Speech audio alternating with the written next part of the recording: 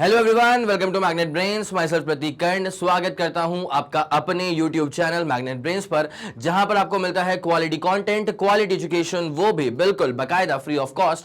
KG से लेकर के क्लास 12 तक का पूरा एजुकेशन सब मिल जाएगा आपको डिटेल्ड वीडियो फॉर्मेट में। और अगर आप हिंदी मीडियम के स्टूडेंट हैं तो आप जानते हैं क्या करना है आपको। मैग्नेट ब्रेन्स का हिंदी मीडियम चैनल भी है, जा करके सब्सक्राइब कर लीजिएगा और एकदम याद से नोटिफिकेशंस को जरूर ऑन कर लीजिएगा, ठीक है। इससे होता क्या है ना कि जैसे ही हिंदी मीडियम के चैनल पर कोई भी वीडियो अपलोड होता है, चाहे वो रिकॉर्डिंग हो, चाहे कोई लाइव क्लास हो, चाहे कोई लाइव अपडेट हो, तो उसकी जानकारियां, उसकी नोटिफिकेशन सबसे पहले आप तक पहुंच जाएंगी।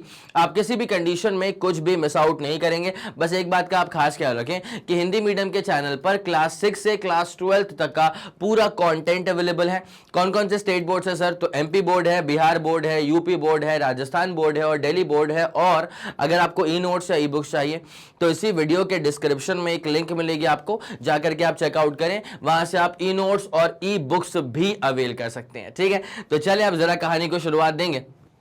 क्लास 11 फिजिक्स चैप्टर 7 लेकर के आ गए, ठीक है। और चैप्टर का नाम क्या है सर? ग्रेविटेशन। बहुत ज्यादा वेट करते हैं बच्चे इस चैप्टर के स्टार्ट होने का, क्योंकि है भाई इसमें जान तो होती है। और सबसे प्यारी बात उनको क्या होता है, क्लास 9th में भी था ग्रेविटेशन चैप्टर, ठीक है, और क्लास 11th में भी है ग्रेविटेशन चैप्टर। तो अगर आपने क्लास 9th के फंडे कवर करके नहीं रखे हुए हैं, या समहाउ भूल गए, या मान लो 9th क्लास में पढ़ाई नहीं करी थी, ठीक है, तो भी यहां पे आपको इतनी परेशानी मैं नहीं आने दूंगा। बिकॉज मैं अपने पहले की स्टार्टिंग वाइज लेक्चर्स के अंदर ना ये मेक श्योर कर लूंगा कि हम सारे के सारे बच्चे जो है ना वो सेम पेज पे आ जाएं। और किसी ने अगर 9th में नहीं भी पढ़ा था तब भी उसको ऐसा बिल्कुल फील ना हो कि भैया उसकी वजह से 11th में काम खराब हो रहा है। ना ना ना ना ना, ठीक है।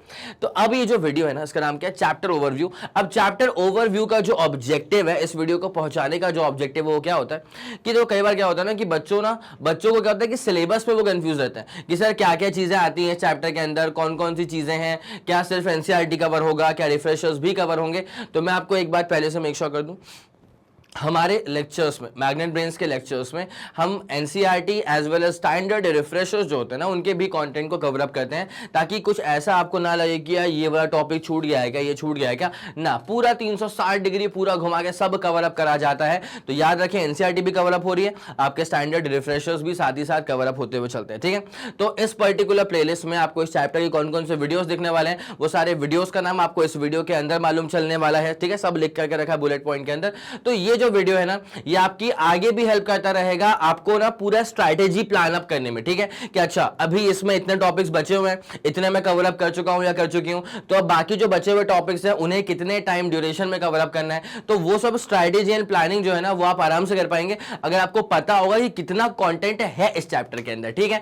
वैसे तो ये चैप्टर जो है ना ये वन ऑफ द इजीएस्ट और one of the less time consuming chapter है। कम समय लगता है इस चैप्टर के अंदर, कम वीडियोस होते हैं इसके अंदर, कम टॉपिक्स होते हैं इसके अंदर, ठीक है। तो चले बिना समय लगाए आपको लेकर के आते हैं चैप्टर 7 ग्रेविटेशन के चैप्टर ओवरव्यू के ऊपर, ठीक है। जब हम शुरुआत करेंगे तो सबसे पहले होगी जान पहचान, सबसे पहले होगा हमारा इंट्रोडक्शन, ठीक है।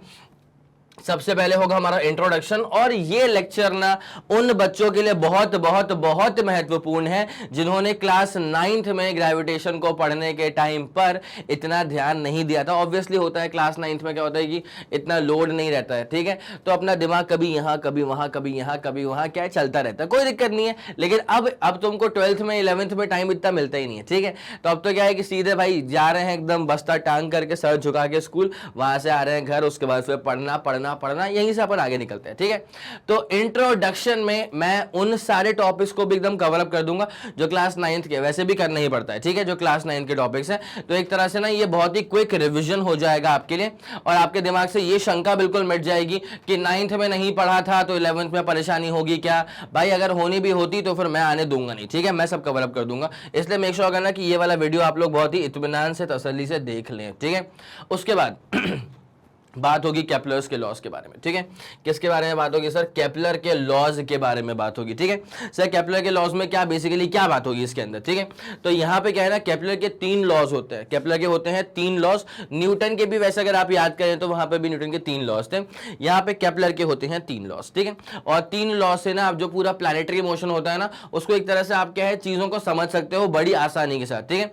इसमें एक आध जगह पे ना आपको थोड़े बहुत फंडे यूज करने पड़ जाएंगे, रोटेशनल मोशन मोशन चैप्टर के, वो भी कौन सा वाला फंड है sir, angular momentum basically use करना पड़ जाता है एक लॉ के अंदर, बताऊंगा बेफिक्र रहना, बस मैंने बता दिया कि हाँ भाई एक आध चीजें पुराने चैप्टर्स की भी उठानी पड़ती हैं, ठीक है। उसके बाद फिर हम आते हैं sir universal law of gravitation के ऊपर। कहां पे आते हैं सर हम आते हैं इसके बाद में न्यूटन्स लॉ ऑफ ग्रेविटेशन या फिर यूनिवर्सल लॉ ऑफ ग्रेविटेशन के ऊपर, जहां पे बताया जाता है कि दो बॉडीज के बीच में अगर फोर्स काम कर रहा है तो कितना फोर्स है, कैसे निकालोगे उस फोर्स को, एक छोटे मोटे न्यूमेरिकल्स, ये सब करवाए जाएंगे इस चैप्टर के अंदर, इस टॉपिक के अंदर, ठीक है। ये जो भी आपको ये बुलेट पॉइंट्स नजर आ रहे हैं ना, इन बुलेट पॉइंट्स में जो चीज लिखी हुई है ना, यही हेडिंग बन करके तुम्हारा वीडियो बनता है। आया समझ के नहीं समझ पाया पूरा प्रोसेस, तो एक वीडियो बनेगा जिसका नाम होगा केपलर्स लॉ, ठीक है। तो उसके बाद एक वीडियो बनेगा जिसका नाम होगा यूनिवर्सल लॉ ऑफ ग्रेविटेशन। तो ऐसे अपनी पूरी कहानी जो है ना वो चलते हुए चलेगी। चले आगे बढ़े, ओके सर। उसके बाद फिर आता है acceleration due to gravity of the earth, ठीक है। यहां पे देखो एक्सेलरेशन, ये जो टर्म है ये हम लोग पढ़ चुके हैं force and laws of motion के अंदर भी। अगर मैंने कभी किसी बॉडी पर फोर्स अप्लाई कर दिया तो उस बॉडी में क्या आ जाएगा सर, एक्सेलरेशन आ जाएगा, ठीक है। क्या आ जाएगा सर, एक्सेलरेशन आ जाएगा। लेकिन इस बार हमें बहुत ही स्पेसिफिक होकर के बात करनी है acceleration due to gravity of the earth के बारे में, ठीक है। तो बात करेंगे छोटे वाले जी से, इसी को रिप्रेजेंट करते हैं, ठीक है। उसके बाद acceleration due to gravity below and above the surface of earth, below and above the surface of earth. जैसे आप ऊपर की तरफ जाते हैं तो वहां पे आपको वेटलेसनेस फील होती है, ठीक है, because acceleration due to gravity की जो वैल्यू है ना वो कम होने लगती है। सरफेस पे कितनी होती है, मैं चाहूंगा कॉमेंट सेक्शन में आप मेरे को बताते हुए चलें कि एक्सेलरेशन ड्यू टू ग्रेविटी की वैल्यू क्या होती है सरफेस के ऊपर, अर्थ के सरफेस की बात कर रहा हूं, ठीक है। अब यहां पे मसला क्या होता है ना, अगर आप अर्थ के सरफेस के ऊपर जाओगे तब भी एक्सेलरेशन ड्यू टू ग्रेविटी की वैल्यू रिड्यूस होती है। अगर आप अर्थ के सरफेस के नीचे जाओगे, डेप्थ में जाओगे, तब भी एक्सेलरेशन ड्यू टू ग्रेविटी की जो वैल्यू होती है वो रिड्यूस हो जाती है। इस बात का आप खास ख्याल रखें, ऊपर जाना और नीचे आना दोनों में ही एक्सेलरेशन ड्यू टू ग्रेविटी की जो वैल्यू होती है वो होती है रिड्यूस, ठीक है। तो अब कहां पे कितनी होगी वो सब सारी बातें जो है ना वो अपन करेंगे इस पर्टिकुलर वीडियो के अंदर, कोई दिक्कत नहीं है। उसके बाद सर एक पढ़ेंगे अपन ग्रेविटेशनल पोटेंशियल एनर्जी। अपन क्या पढ़ेंगे, एक चीज ग्रेविटेशनल पोटेंशियल एनर्जी। जब ये पढ़ लेंगे उसके बाद हम यहां पे बात करेंगे एस्केप स्पीड के बारे में। एक तुमको बेसिक सा हिंट दे रहा हूं उसके बारे में, काफी इंपॉर्टेंट टॉपिक है, इस बात का खास ख्याल रखना, ठीक है। अगर मैंने किसी बॉडी को ऊपर फेंका तो भाई वो बॉडी ऊपर जाएगी फिर कहां पे आ जाएगी, नीचे आ जाएगी, ठीक है। मैंने उस बॉडी को और ऊपर फेंका तो बॉडी और ऊपर जाएगी फिर आएगी नीचे। भाई तुम अपनी पूरी जान लगा के फेंको बॉडी को, बॉडी और ऊपर जाएगी लेकिन इवेंचुअली कहां आएगी, नीचे आएगी। बिकॉज आप कितना भी तेज फेंक लो आप अर्थ की ग्रेविटेशनल फील्ड को क्रॉस नहीं करवा पा रहे हो बॉडी को, ठीक है। हमारे दो नाजुक से हाथ में कितनी जान होगी। अब इवेंचुअली क्या होता है कि अगर आपने किसी बॉडी को मान लो किसी भी सोर्स के सहारे इतना तेज फेंक दिया कि वो अर्थ की ग्रेविटेशनल फील्ड के बाहर चली गई, तो भैया अब वो बॉडी वापस अर्थ पे कभी नहीं आ पाएगी, वो बॉडी स्केप हो चुकी है। तो जिस स्पीड के साथ आपने बॉडी को फेंका था उसे कहा जाएगा एस्केप स्पीड। आ गई पूरी बात समझ, यस सर आ गई। उसके बाद हम बात करेंगे अर्थ के सैटेलाइट्स की बात करेंगे, ठीक है। और जियो स्टेशनरी सैटेलाइट, जियो सिंक्रोनस सैटेलाइट, ये नाम आप लोगों ने अगर नहीं सुने हैं तो आप सुन लोगे, लेकिन अगर आप लोगों के स्कूल में जैसे मान लो ये स्टार्ट हो चुका होता चैप्टर, ठीक है, और उसके बाद आप इस वीडियो के ऊपर आ रहे हैं तो ये टर्म्स तो आपने जरूर सुन लिए होंगे, जियो स्टेशनरी, जियो सिंक्रोनस, इस तरह की चीजें, ऑर्बिटल स्पीड वगैरह, ये सब पढ़ाऊंगा इसी के अंदर, कोई दिक्कत वाली बात तो नहीं है। तो ये अपने पास पहली स्लाइड पे टॉपिक्स हैं, मैं चाहूंगा आप इसका स्क्रीनशॉट लेते हुए चलें, बिकॉज ये वीडियो जो है ना वो आपकी हेल्प करेगा, ये जो वीडियो है ना ये आपकी हेल्प करेगा इस टॉपिक में कितना आप आगे बढ़ चुके हो आपकी स्ट्रैटेजी प्लान करने में, ठीक है। चले उसके बाद हम बात करेंगे energy of an orbiting satellite की, ठीक है। एक सैटेलाइट है जो किसी भी ऑर्बिट में मूव कर रहा है तो उसके पास क्या पोटेंशियल एनर्जी है, क्या उसकी काइनेटिक एनर्जी है, क्या उसकी स्पीड वगैरह है, इन सब चीजों के बारे में हम बात करेंगे energy of an orbiting satellite के अंदर, ठीक है। उसके बाद क्या आएगा मैटर सर, ये मैंने कहा था जियो स्टेशनरी एंड पोलर सैटेलाइट्स, ठीक है। जियो स्टेशनरी एंड पोलर सैटेलाइट्स की बात करेंगे, एग्जाम्पल देखेंगे इनके कौन कौन से बन चुके हैं सैटेलाइट्स, तो ये सारे एग्जांपल देखेंगे। उसके बाद जो इसका आखिरी टॉपिक होगा सर वो होगा वेटलेसनेस। ठीक है, क्या होगा सर? वेटलेसनेस। एक जैसे मान लिया कि तूने कभी कोई ऐसे वीडियो देखी हो जो किसी स्पेस स्टेशन की है, ठीक है, तो वहां पे जो एस्ट्रोनॉट्स होते हैं ना, they are basically under the effect of weightlessness, ठीक है, उनका पूरा प्रॉपर वेट नहीं काम कर रहा होता है, वो होते हैं under the situation of weightlessness, ठीक है। तो वो एग्जैक्टली कैसे आता है, क्या इसके न्यूमेरिकल्स हो सकते हैं, कैसे क्वेश्चंस बन सकते हैं, इवेंचुअली क्या होता है वेटलेसनेस, क्यों होता है, वो सब चीजें, तमाम तरह की चीजें सब करवाऊंगा, ठीक है। उसके बाद आती है सबसे हीरो चीज, ठीक है सर, क्या आता है? ये एनसीईआरटी सॉल्यूशंस, ठीक है। मैंने हमेशा कहा है कि अगर आपको कभी ऐसा लगने लगे ना कि यार ये चैप्टर बड़ा इजी है, यार ये मेरा हो गया भाई, मैंने ये पढ़ लिया है पूरा चैप्टर, अब तो मतलब अपन ही अपन है, लेकिन अगर आप कभी इतना उड़ने लगो तो एक बार बस एनसीईआरटी खोलना और जो एनसीईआरटी के जो एक्सरसाइज वाले क्वेश्चंस होते हैं उन पे जाना। मैं ये नहीं कह रहा कि तुमसे बनेगा नहीं, ठीक है, लेकिन कुछ सवाल उसमें ऐसे होते हैं जो ना आपके किसी भी कॉन्सेप्ट को बहुत ही डेप्थ में चेक कर देते हैं, ठीक है। कभी कभी क्या होता है कि अपन कुछ पढ़ लेते हैं और कुछ उसमें एक ऐसा पॉइंट था जो कि हमने गलत समझ लिया, लेकिन उस टॉपिक को खत्म करने के बाद भी वो वाला पॉइंट हमें समझ में नहीं आ रहा है, मतलब हमें लग रहा है कि हम सही तो कर रहे हैं, लेकिन जो एग्जैक्टली कहा गया है वो किसी और पर्सपेक्टिव से कहा गया है, हम किसी और पर्सपेक्टिव में सोच रहे हैं, लेकिन इवेंचुअली हमें मालूम नहीं चल रहा, तो हमने भी कर लिया, फॉर्मूला भी आ गया, लेकिन एक क्वेश्चन ऐसा आता जरूर है जो एग्जैक्टली उसी दुखती नस पे हाथ रखता है, ठीक है, कि मतलब भाई ये पॉइंट तूने मिस किया था, अब इसी पे ये क्वेश्चन ले, और वो फिर तुमसे नहीं बनेगा, तो फिर वो चीज दिमाग में बैठ जाती है कि अच्छा ये पर्सपेक्टिव था क्वेश्चन का, ठीक है। तो वो सारी चीजें जो है ना वो एनसीईआरटी सॉल्यूशन करने के दौरान बहुत बार आपको फील होती है। अच्छा ये कहना चाह रहे थे, मैं कुछ और सोच के बैठा हुआ था भाई, ऐसा होता है, इस बात को आप समझें, ठीक है। तो एनसीईआरटी सॉल्यूशंस, मतलब अगर आपने एनसीईआरटी सॉल्यूशंस लगा लिए तो आप ये समझ जाइए कि हाँ, मतलब अब आप कह सकते हो कि आपके एंड से चैप्टर पूरा खत्म हो चुका है। हालांकि आप जानते हैं कि आप कितना भी पढ़ते रहे, बट आप कभी भी नहीं बोल पाओगे कि भाई ग्रेविटेशन मेरे को पूरा आता है, ठीक है, पूरा कुछ नहीं होता भाई, अभी तो ये तो एक ऑनगोइंग जर्नी होती है, ठीक है, लेकिन मैक्सिमम चीजें जो है ना वो कवर अप हो जाती हैं टिल एनसीईआरटी सॉल्यूशंस।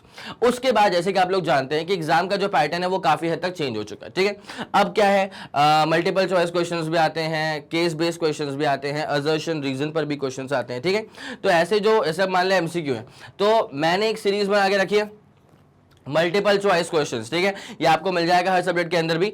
तो मल्टीपल चॉइस क्वेश्चंस करवाए जाएंगे इस पर्टिकुलर चैप्टर पर बेस्ड, ठीक है।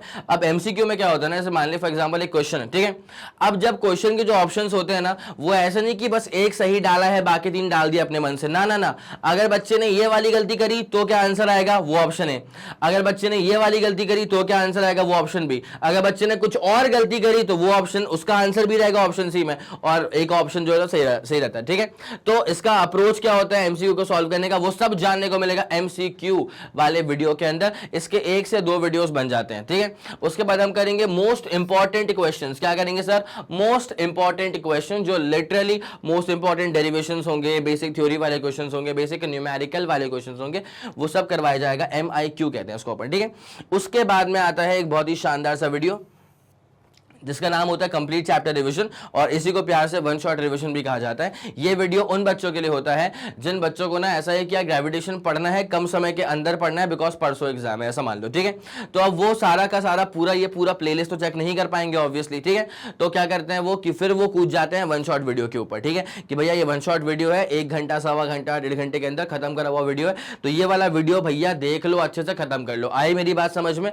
तो ऐसा वीडियो जो है वो ये वाला वीडियो है, कम समय के अंदर पूरा कवर अप करवा देना, ठीक है। अच्छा, कुछ हमारे स्टूडेंट इतने प्यारे होते हैं जिन्होंने पूरे के पूरे लेक्चर्स को बाकायदा इत्मीनान से सब देख करके रखा है, नोट्स बनाते हुए चल रहे थे, लेकिन जब उनका भी एग्जाम परसों आने वाला है तो वो भी अब क्या पूरा तो रिवाइज नहीं कर पाएंगे, बिकॉज चैप्टर 1 नहीं आते हैं, 10-10 आते हैं। तो फिर उनके लिए भी क्या होता है कि वन शॉट वीडियो जो होता है ना वो काफी हेल्पफुल रहता है। आप समझ पा रहे हैं मेरी बात? Yes sir. तो ये होता है अपने पास chapter complete chapter revision, CCR या वन शॉट वीडियो, ठीक है।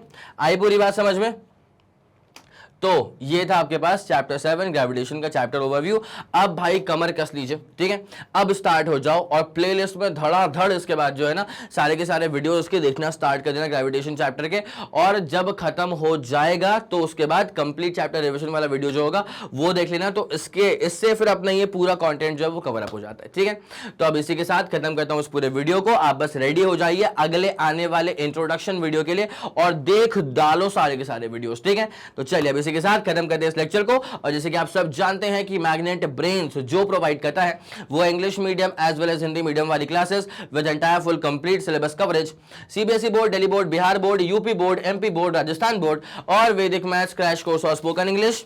इसके अलावा अगर आपको कोई भी इंफॉर्मेशन चाहिए तो आप मैग्नेट ब्रेन्स के ऑफिशियल वेबसाइट पर जाकर के विजिट कर सकते हैं। Thank you so much.